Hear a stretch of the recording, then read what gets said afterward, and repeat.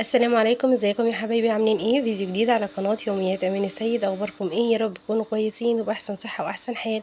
ايه رايكم بقى في الطبق القمر ده؟ شوفوا كده، بنروح المطاعم بندفع فيه قد ايه، وهنعمله بطريقه سهله وبسيطه وتتبيله سهله جدا جدا وطعمه جدا جدا، وكمان من غير طرطشه على البوتاجاز ولا اي حاجه. هنسويه في الفرن.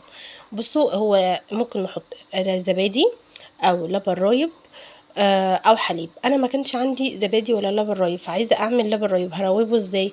دي كوبايه لبن حليب عادي، اي نوع يعني، من عند اللبان او المعلب، اي نوع. وحطيت عليهم معلقتين كبار لبن رايب. خلاص. بعد كده نزلت باللبن دوت في بولة، ونزلت عليهم ب3 معالق كبار زيت نباتي يكون نوعه كويس، عشان نوعية الزيت بتفرق برضو في الطعم. بعد كده حطيت معلقة فلفل اسمر، معلقة ملح، وطبعا الملح حسب التمليحة اللي انتي حباها. معلقة صغيرة كزبرة، ومعلقة بابريكا كبيرة. تمام. وهنا ديت معلقة مرقة فورية، معلقة صغيرة برضو، معلقة صغيرة قرفة. اهم حاجه صلوا على النبي عليه افضل الصلاه والسلام. لو مش مشترك اشترك وفعلي زرار الجرس. واخر حاجه حطيتها معلقه، يعني معلقه صغيره وحبه كمان من بهارات الفراخ، يعني مش معلقه الا ربع كبيره، بالظبط كده.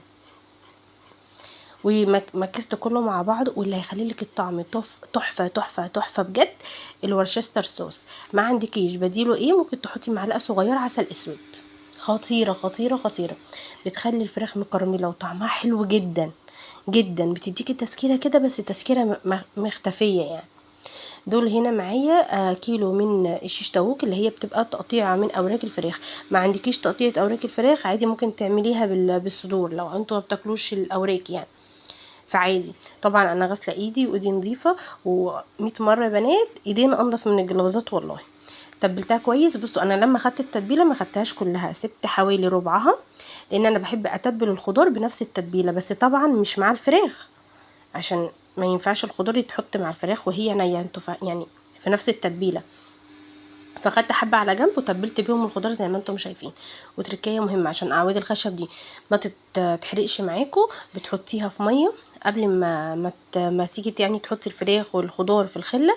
بتحطيها في ميه حوالي نص ساعه. خلاص. وبعد كده بتشيلها عادي من الميه وبتستخدميها. هنا بقى بتحطي الخضار زي بالترتيب اللي انت حباه، يعني انا زي ايدي ما بتجيب بصلايه، بس انا بحب احط من تحت بصلايه عشان تبقى سميكه كده. واحدة فلفلاية، واحدة طماطماية، بعد كده واحدة او 2 شيش طاووق، وهكذا. بتفضلي بقى تكرري ايه العملية دي كذا مرة كده زي ما انتم شايفين. سهلة وسريعة ومغذية، لان هما لما بتعمليها للولاد، الولاد بينبهروا بشكل الصيغ بقى وكده. بيمسكوا الصيغ، فهتلاقيهم بياكلوا الخضار مع الفراخ اللي انتي عاملاها.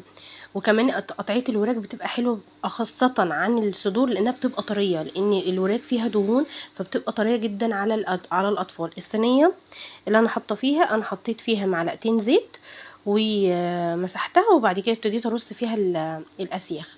وكانوا الولاد واقفين جنبي، كانوا يعني بيناولوني الفراخ، عشان انا دايما بحب اخليهم يشاركوا معايا في المطبخ، عشان يبقى عندهم فضول ان هم ياكلوا الحاجه اللي هم عملوها، يعني حتى لو بحاجه بسيطه. بصي يا ماما انا اللي عملتها، بصي طعمها حلو ازاي، ونفضل بقى افضل اتكلم وجميله وبرافو واللي عملتها ازاي، عشان يبتدي ياكل. احنا لو ما عملناش بهلوانات عيالنا مش هياكلوا. فربنا يحفظهم جميعا يا رب، ويقوينا ويقدرنا ان احنا دايما نعمل لهم افضل حاجه، مش في الاكل بس، اكل وتربيه، ويعيننا على تربيتهم في الزمن ده بجد. ربنا يا رب يحفظهم جميعا ويقر اعيننا بيهم، اللهم امين. هنا ما شاء الله كنت خلصت الكميه كلها زي ما انتم شايفين، حطيتها في الصينيه. وهبتدي هاخد يعني مش كبشتين، دول معلقتين كده من التتبيله.